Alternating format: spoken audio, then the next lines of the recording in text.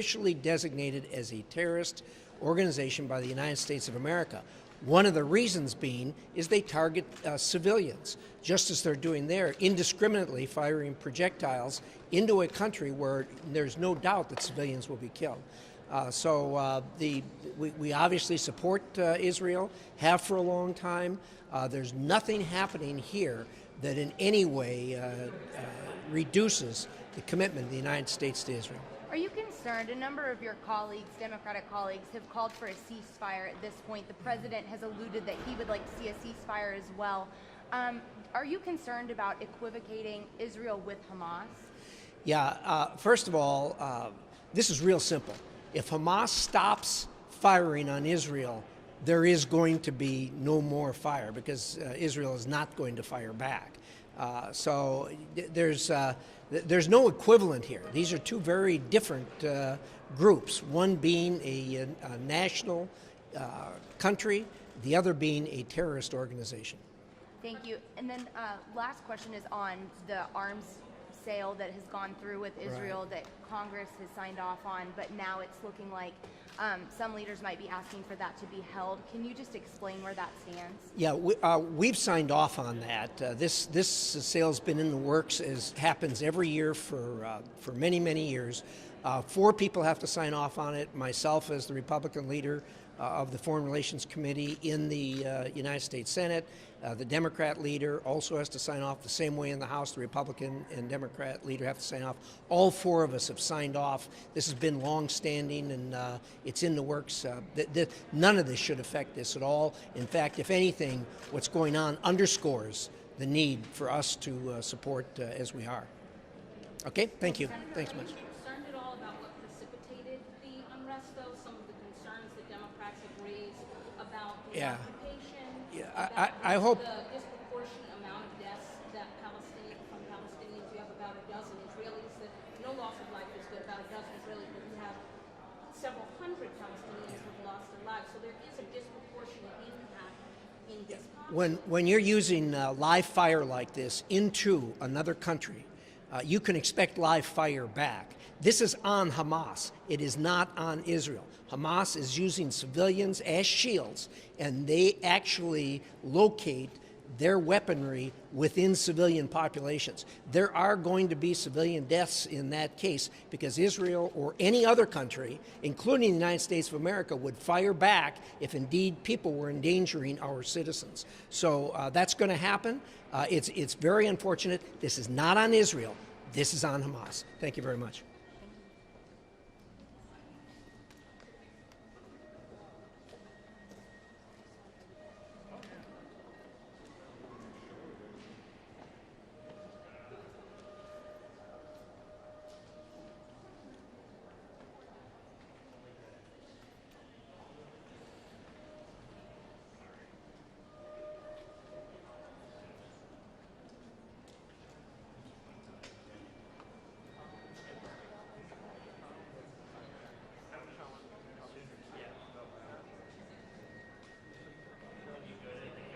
Is this your first day back?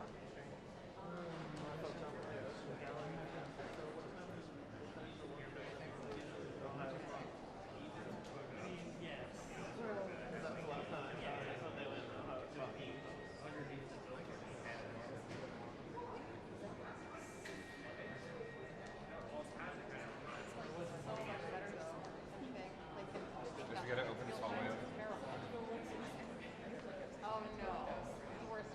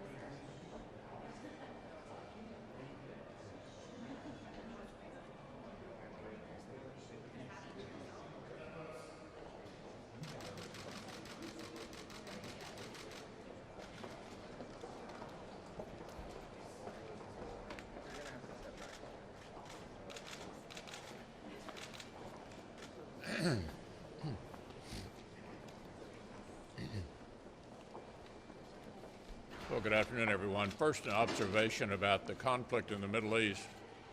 I'm really perplexed about the argument that there's some kind of moral equivalency between Hamas, a terrorist organization funded by Iran, and Israel. There are all kinds of differences. Number one, when Israel strikes, for example, they call the building and say, please get out of the building because we're about to attack it, in order to minimize civilian casualties. Hamas is lobbing rockets into Israel to kill civilians. There is no moral equivalency here, and those who are calling for a ceasefire are basically suggesting that there is moral equivalency. I think we need to stand by our Israeli friends. Imagine what our reaction would be if somebody was lobbing these missiles into Washington. I think we'd be hitting back, but we'd be hitting back with precision. Secondly, we had a good discussion at lunch about the January 6th commission. I think I'm safe in characterizing our conference as willing to listen to the arguments about whether such a commission is needed. One thing I think we need to bear in mind, there are hundreds of arrests that have already occurred. The Attorney General is pursuing many more. There's a serious criminal investigation going on right now. Query, would the January 6th Commission in any way interfere with the criminal investigations and the law enforcement activities? Number two, we need to read the fine print. Even though the commission appears to be balanced, my staff tells me that, in fact, the majority, the chair, who will be determined by Pelosi and Schumer, control all the staff hiring. So I'm not saying that we have decided this should not go forward, but if it's going to go forward, it needs to be clearly balanced and not tilted one way or the other, so we have an objective evaluation. So I think it's safe for you to report that we are undecided about the way forward at this point. We want to read the fine print, and if the majority leader puts it on the floor, we'll react accordingly. Well, it's nice to see some smiling faces again. I think proof and evidence that vaccines work, and I hope that the American people will see this and understand that vaccines are safe and effective, and the best thing that we can do to get this pandemic behind us is to get everybody vaccinated.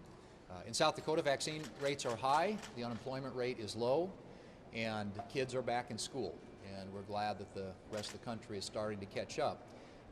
But what I see happening with the current administration, many of their policies, is they're moving further and further to the left and making it harder and harder for the country to get back on its feet economically. And I think there are several pieces of evidence about that. One is the inflation rates, the highest that it's been in 12 years, which means that everything from the food you put on the table to the energy you use in your home to purchasing a used car, all those things, everything is going up. It's more expensive for people in this country.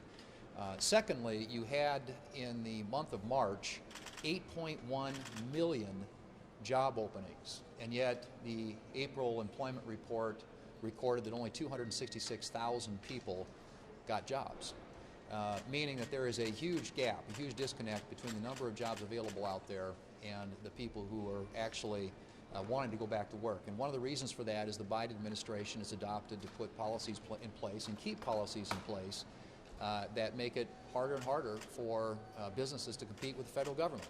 The unemployment rate increase, which has been locked in now until September, is making it harder and harder for employers across this country to hire. And that's going to continue you're going to continue to see that unemployment rate tick up until that changes. And so I hope that the administration will realize that there are radical policies, very leftist policies on the economy, whether it's the massive amount of spending, the proposed tax increases which would kill jobs in the economy, are not the right policies. That if we would stick to and adhere to the pro-growth policies, that were in place prior to their arrival at the White House, that we were seeing our economy grow and expand at the fastest rate in generations. And those are the types of policies we think need to be in place, and hopefully the administration will come to that conclusion.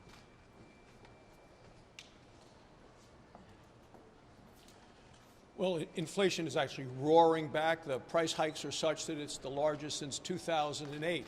And it's hitting people in their wallets when they buy gas, when they buy groceries, you name it. Gas prices are now over $3 a gallon. The last time we've had that in the United States was 7 years ago. And when you take a look at the Biden administration and their deliberate policies of attacking American energy, there's no surprise that energy prices are up. This is predictable, and it would have been preventable. Right now, we're using more oil imported from Vladimir Putin and Russia than we're using oil from Alaska.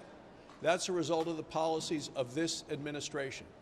So whether you need to either heat your home or cool your home, you're going to pay more. We had one pipeline that shut down last week. It caused panic, it caused long lines, and we're going to see more of this with this administration's policies. So people are paying more, but it's not just going to be about energy costs. We're also seeing it for products. Used cars, used trucks up 10% in cost last month alone. Higher grocery prices. And it's not just Republicans who are predicting it. President Obama's Secretary of Treasury, had said that this was going to happen if you continue with this massive amount of spending of this administration. They saw this with the last so-called stimulus bill, a coronavirus relief, which wasn't about coronavirus relief. It was going to overheat the economy. That is exactly what happened. And President Obama's Secretary of Treasury said the thing that was a surprise to him was that the inflation has gone up so quickly, and faster than he would have ever expected. We're going to see more of this if President Biden continues with these policies of taxing and spending.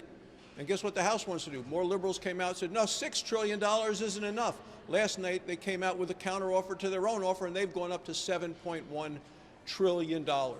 This is administration and Democrats who are absolutely have a misguided obsession with taxing and spending, and this is going to be to the detriment of the American people. Well, for the first time in a long time at home, I think all of us are hearing about inflation. The other thing we're hearing about, that we've been hearing about now for weeks and months, is people just don't want to go to work. That there are more jobs than there are people that want to go to work, and a lot of that is caused by the federal government. If you add the $300 a week to the average state unemployment, your weekly unemployment, including that $300, is $618 a week. If you can make more than $15 an hour by staying home, a lot of people can't make that right now going to work. It doesn't mean that $15 an hour is the problem. It means paying people too much not to work is a problem. I talked to a person last week who runs a theme park, Branson, Missouri, been there for years, one of the great theme parks in the country, Silver Dollar City. He said we could hire 150 people in the morning if we could find them in the morning. I talked to a guy who runs a chain of hotels. He said our problem is not the customers anymore, it's being able to handle the customers. He said we could rent more rooms, we could fill more rooms if we could clean more rooms, and we're having to turn people away because we don't have the staff it takes to run the hotel the way we'd need to run it. 21 states have either already stopped or announced they're going to stop accepting the $300 additional federal money. Washington, D.C. is creating a problem here that states are having to solve one by one on their own. It's time we realize the problem we're creating, both with inflation and a shortage of workers in the country, and we need to have that discussion. Yesterday was tax day, and it should serve as a good reminder for all of us who is really paying for all of this extreme spending that the Democrats are doing, and that's the American people. It's hard-working American people. And what we see coming out of the Biden administration is some plans to start raising taxes on these very same hardworking Iowans and Americans. One of the provisions in Joe Biden's tax policy plan is to eliminate a provision that allows farmers and small businesses to pass on their assets without incurring huge tax liabilities. That is really important for the folks back home. We see another provision that would end the cap on the state and local tax provisions for our liberal coastal elites. And I've got to get this right, their deductions. It would end repealing the cap on state and local tax deductions. Again, the SALT. And I have to get this right. I'm going to quote this, okay? Everybody pay close attention because the quote is from AOC, folks. AOC says, this is a, quote, gift to billionaires, end quote, and a, quote, giveaway to the rich, end quote. And you get it here first, folks. This is probably the only time that I will ever agree with AOC.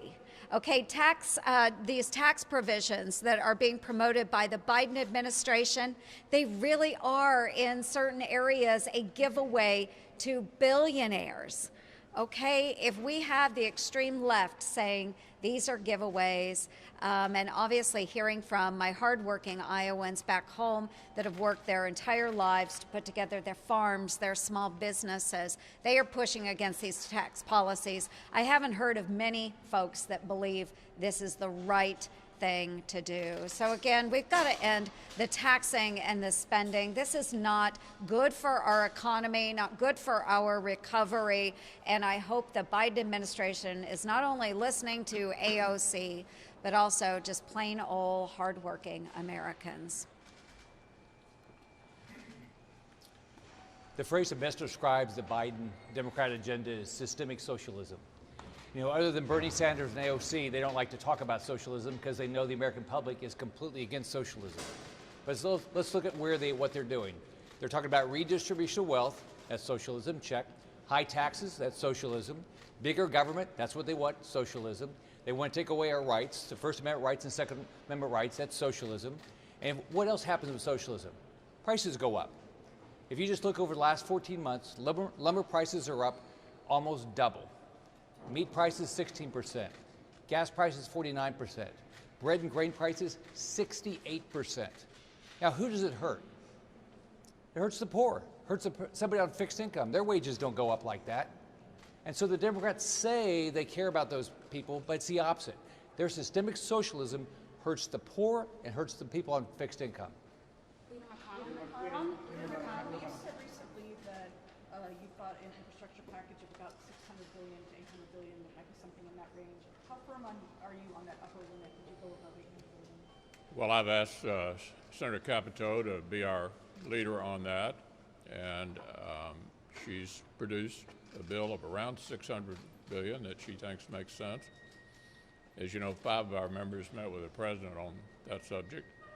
They are today meeting with the Secretary of Transportation and the Secretary of Commerce, and I'm going to defer to her as she's in the lead on this, and I'm comfortable with where she's taken us so far. Are you open to bipartisan negotiations on the 1/6 Commission? Will you all propose what you'd like to see, the changes with the House and with the Senate Democrats? Yeah, I think I pretty accurately described where we are. We're talking about this. You know, what is the composition of it? Is it truly balanced? And also trying not to ignore what's already happening. The Justice Department is aggressively pursuing the people who encroached on the Capitol. Senator Blunt, Senator Portman, through the Rules Committee and Homeland Security, are in the middle of a study.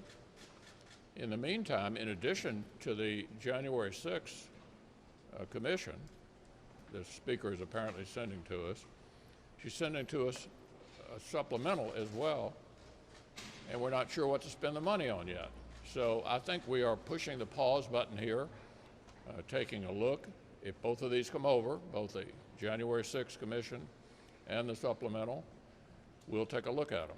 But they're going to have to make sense in the context of where we are with the criminal investigation that's very much underway and the studies that Senator Blunt and Senator Portman are involved in. Mr. Leader, you had previously suggested you were open to, you wanted an investigation to have a broader scope to look into what happened last summer. Are you open to a scope that's looking specifically at the January 6th attack? Well, Manu, let me try again. We are discussing this whole matter in our conference. We just had a good discussion of it at lunch, and we're evaluating what is appropriate given where we are. And I don't have an answer beyond that at the moment. Yeah. You have made your support and Senate Republican support for Israel expressly clear on the Senate floor this week. You specifically named a 5-year-old Israeli boy that tragically lost his life, but you didn't name the number of Palestinian children that have died. Is there equal concern for the Palestinian children losing their life in this conflict as well? Well, we're concerned about all children, but the difference, let me try one more time. The difference is the Israelis actually call in advance if they're going to make a strike and suggest to their adversaries that they get out of the building in order to try to avoid killing anyone. Hamas, which is a terrorist group, lobs shells into populous areas with the purpose of killing innocent civilians. The total lack of moral equivalency. There are a significant number of Democrats now who want to throw Israel under the bus and act like there's some equivalency here. There isn't. Completely without moral equivalency. A terrorist group on the one hand that exploits, by the way, the Palestinians themselves by frequently putting them in harm's way, and the Israelis who are going out of their way to make precision responses to defend their country and their citizens. Mr. Leader, how confident are you that there will be a deal on police reform by next week or the deadline set by President Biden? Well, you need to check with Senator Scott. He is in charge of our negotiation, and he could give you, I think, the best answer to how close we are. Have you been meeting, Thank you. Meeting with negotiators?